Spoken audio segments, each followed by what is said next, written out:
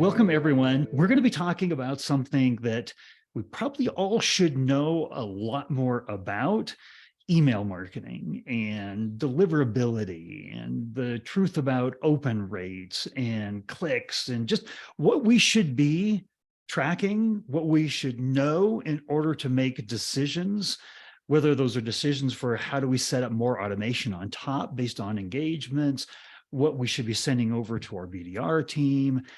And we've got Chip House on today. And Chip is not only a multi-time, three-time B2B SaaS CMO, he's also the CMO of Insightly, a marketing automation and CRM tool. And Chip, you've overseen the email team, the deliverability team. And so I think you've got a lot that we should be probably listening to here today. I hope so. I'll try to shed a few kernels of wisdom if I can. Well, then let's move a little bit out of the technical stuff. And we talked about all of this is, it's just data that lets us make better decisions. When it comes down to measuring the ROI of our email campaigns, what are some of your thoughts in terms of what are the things that you prefer tracking and you like to track and how you like to make decisions when you put it all together? What's your thoughts on that? What's your point of view?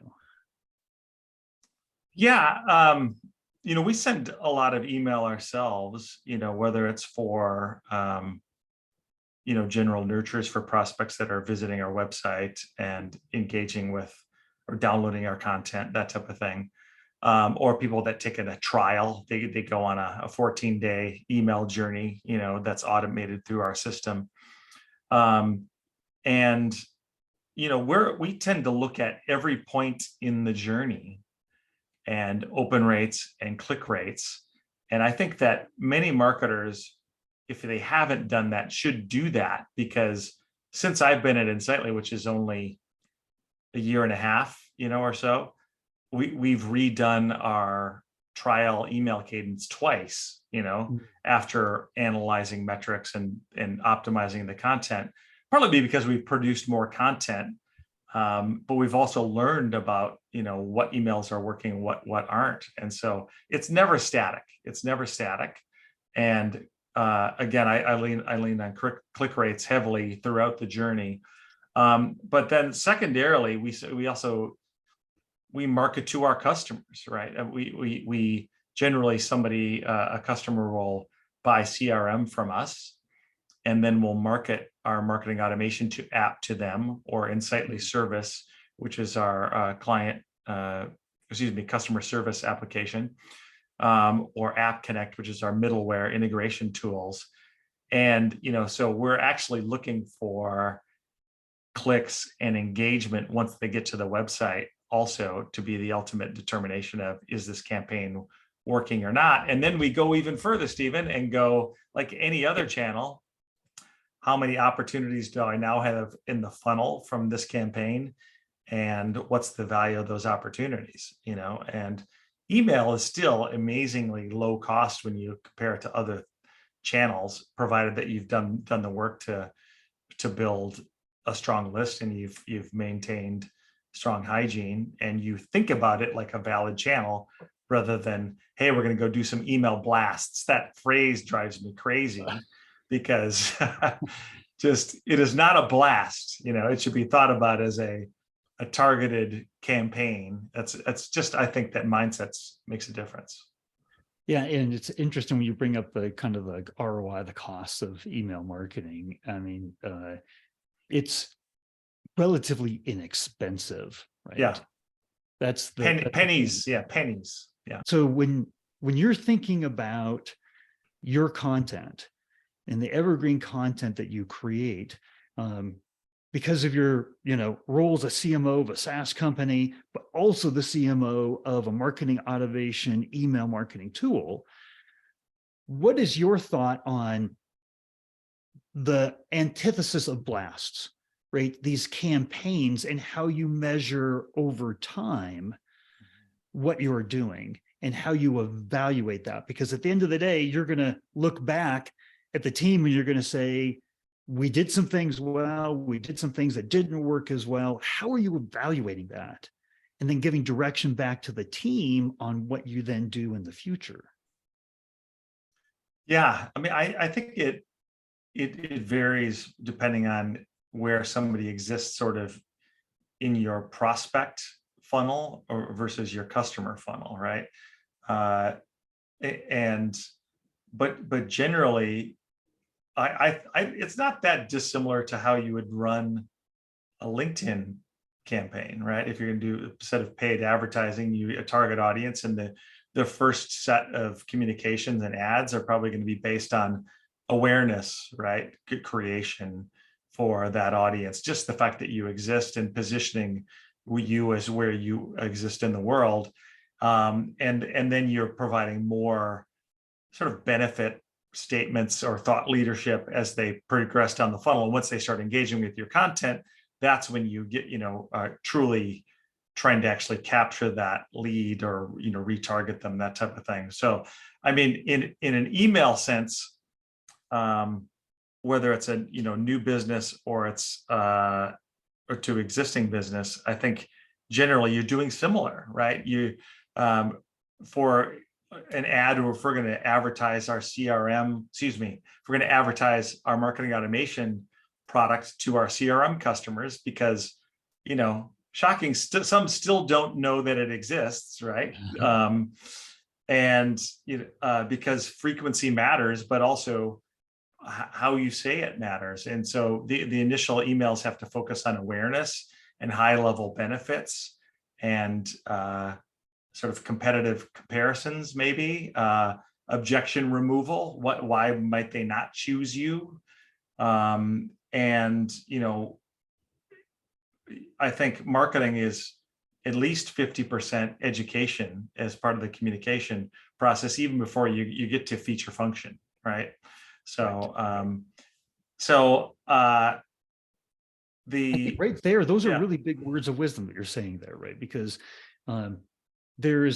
we all want to think that if we just say we've got a better widget, right, people will buy, but they have to trust, right? Mm-hmm. They have to understand who you are. They want to believe, especially in the B2B world, that you are experts in the industry and you have a consultative sell that comes along with it.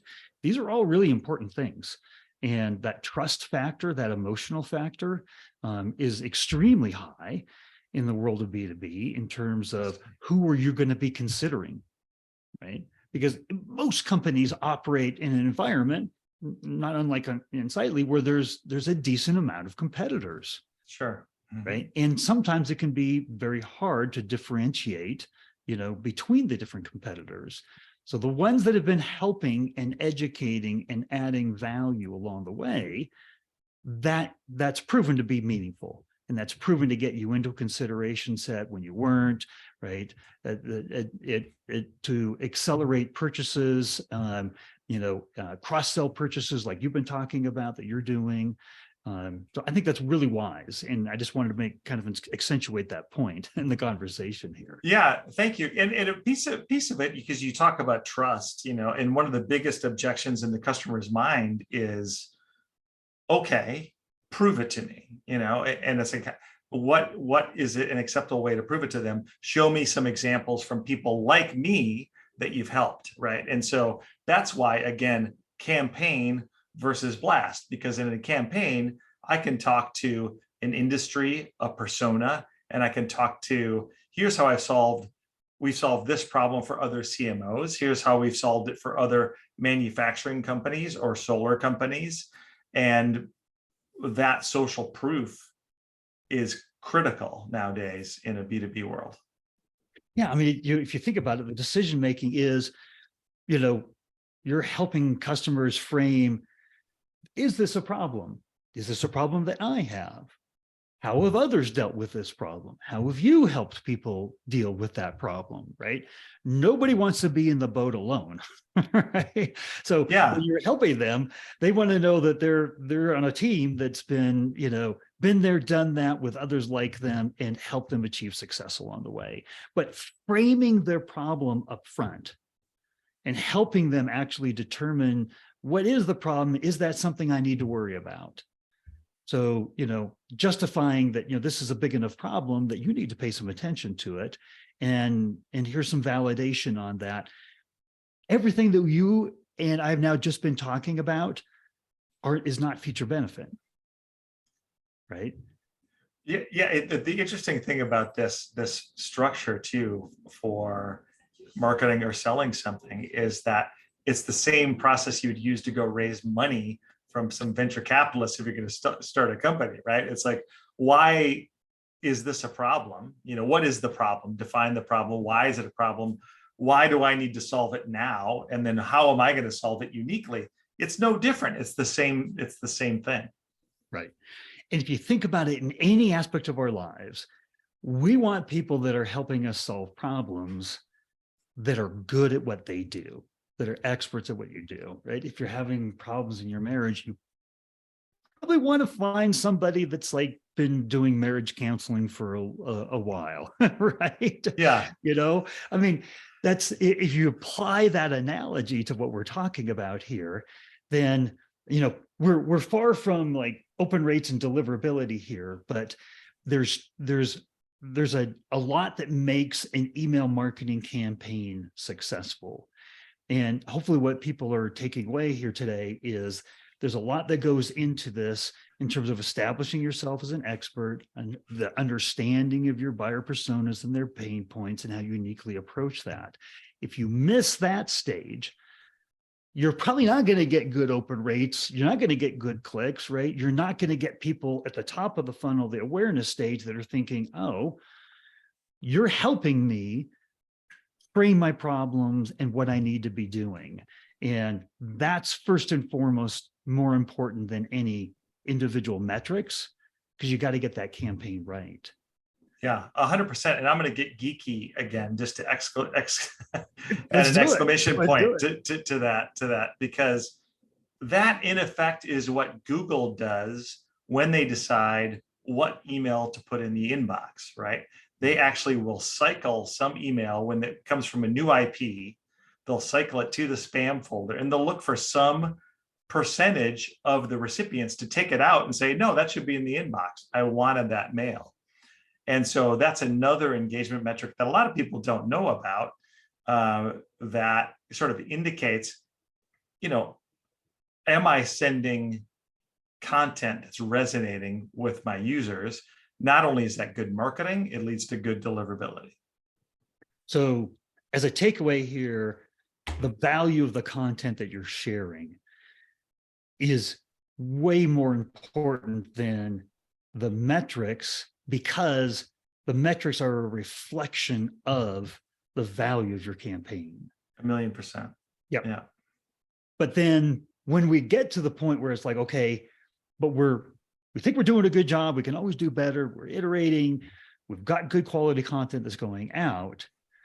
I think one of the big takeaways that I have is from what you're talking about here is that people going to the next step, in other words, clicking, is one of your most important metrics that you're looking at.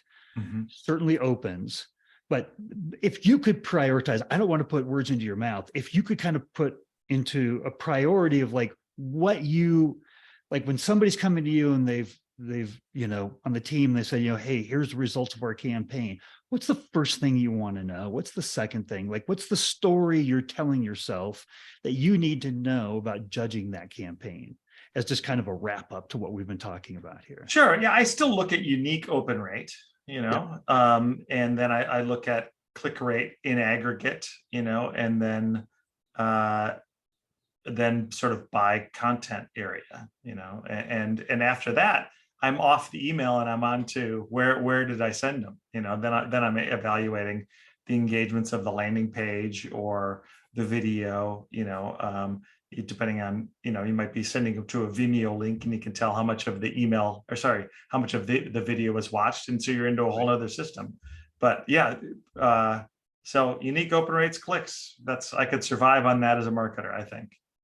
Well, that's good, because as marketers, we're looking for ways to make our lives simpler, right? Because there just seems to be with technology, there's just another thing we've got to pay attention to, right? Another thing that we've got to like complexity into our job. So that's refreshing to hear that. How much do you look at in terms of the post-click?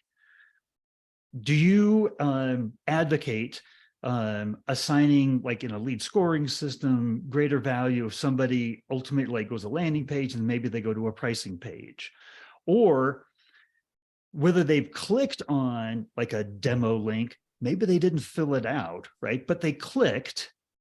Like there's these soft measures in terms of, well, how did they engage post-click that we should be looking at? Are those best practices, or just what are your thoughts on some of that? Well, I think you have to make the decision again, as to what's important to you. Is the person that clicked to the form but didn't fill it out going to be worth your follow-up or not? And that's going to be between you and your sales team, and whether or not it's worth calling those people, right? But I think that's the best way to determine that. And I think that's another thing that's not static, because I think that changes over time depending on the lead volume you have or the economy you're in, right? And so I would generally say that what you're talking about post-click engagement, I think it's highly important. And the tracking multiple pages on a website is important. And that certainly indicates somebody that's been to the pricing page and then to the CRM page on our website, and then read some blogs, and then read some case studies. That is a valuable person I want to engage with. Yes. And so I think that's have clicked on a demo link, or they may not have reached out to somebody yet, but by their actions, they're digging in and they're looking for more. Yeah, absolutely. Yeah, exactly. So I think the engagement shows that you're doing a good job. Well, that's fortunately like the post-click engagement. How reliable is that information? Just, we've been talking about reliability of opens and deliverability and things like that. How much can we trust on that post-click engagement when they're going to our site? Well, I think you can trust it. It's going to depend on what your Google Analytics setup is, or what other tools you're using. Again, a lot of people are moving towards content platforms that are where the content is, exists within a platform, so that journeys of engagement can be tracked into depths of the content. And if you're lucky enough to be paying for and using and getting value out of those tools, then you can get that data super easily. Right. But a lot of us, are struggling with converting legacy Google Analytics to GA4, and right. Which is not nearly as user friendly as the old one, And so, if you have it configured and you understand how to get conversion set up correctly, I think it's pretty reliable. Yeah, it's reliable. So I think that's the takeaway that I wanted to have here is that email marketing, the way that you track and measure, isn't brain surgery, right? And there is a limited number of important metrics to track and help develop a lead scoring system and create automation off of those, right? I think that's one of the biggest. You run an automated marketing tool, right? And so one of the biggest things that I think you can do, but I'd love your point of view as we kind of wrap this up here, is we set a campaign and then we track engagement, but there's all kinds of automated trees that we can create off of that campaign based on what people did. So let's say somebody clicked and opened up an ebook, right? And we know that they wanted to read that ebook. Well, there might be a set of automation that we want to send to them in particular, because we know they're in our ICP and we know that they took the time to click and viewed a specific piece of content, right? So just the I guess you would call that advanced use, right? Really, it shouldn't be, but we should be taking time to set up these automation trees, and sequences off of our original campaigns as well. Well, I think you're looking for behavioral based engagement, right? I mean, so the behavior of not only opening an email, but clicking on an email is indication that something else should happen, right? And so that's the point of building a workflow or a journey, is that you're trying to predict what you're going to do if somebody takes that next step and indicates from the behavior that you should do X, Y, or Z. So a behavior could be they ignore you entirely, right? Right. After multiple emails, and at some point it should hit a dead end, Right. and or an unsubscribe. But all cadences should have ends. I've been the recipient of some email spam that seems like, when is this going to end? When is your cadence going to end? I've received 50 emails from you. But I'm a firm believer that if there's not a heartbeat, you shouldn't keep hammering on the door. But I don't know. Hopefully that's helpful. But I think, pre-build the journeys, think through the flow. The behavioral engagement is a strong predictor of future behavior. Yeah, I think that it points to, where you need more content, where you can iterate on content, where you can extend content themes that are getting clicks, getting engagement. And we always need a lot more focus and direction on what content's working, what content isn't. And we're always looking for feedback on where we should be, developing more and digging deeper. Agreed. So, yeah, that was well said, actually, Stephen. Yeah. Well, maybe we'll put that into a transcript somewhere. Yeah. Yeah. Well, Chip, thank you again for coming on and sharing here, because I think is there an agreement that it's one of the most cost-effective forms of marketing? It's not brain surgery, but it takes time and some thinking to get in, set it up right, set up the metrics, set up those behavior journeys that you're talking about to get the most out of it. And that it would be a shame that if we kind of got 30% of the value of what we could out of our marketing campaigns, where we could up that quite a bit more, if we were using some of these flows and journeys and the metrics and the triggers in order to take advantage of all of that. Is that a good takeaway? I think it's a great takeaway. I think I've heard marketing automation touted before as a time saver. Hey, you can just set it and forget it. But I think if you're approaching marketing that way, you're doing it wrong, because you could do that, but it's not wise to do that. You need to be looking at the engagement metrics at every area of the journey. And using it to personalize more and more, right? Yeah, personalize more and more. Yeah. That's the way you're going to get those, you're going to get even better engagement, and you're going to get into conversations. For sure. Well, thank you. As usual, it's always good to have you on and the conversation. And, we'll look for additional insights in the future. I appreciate it. Take care, Stephen.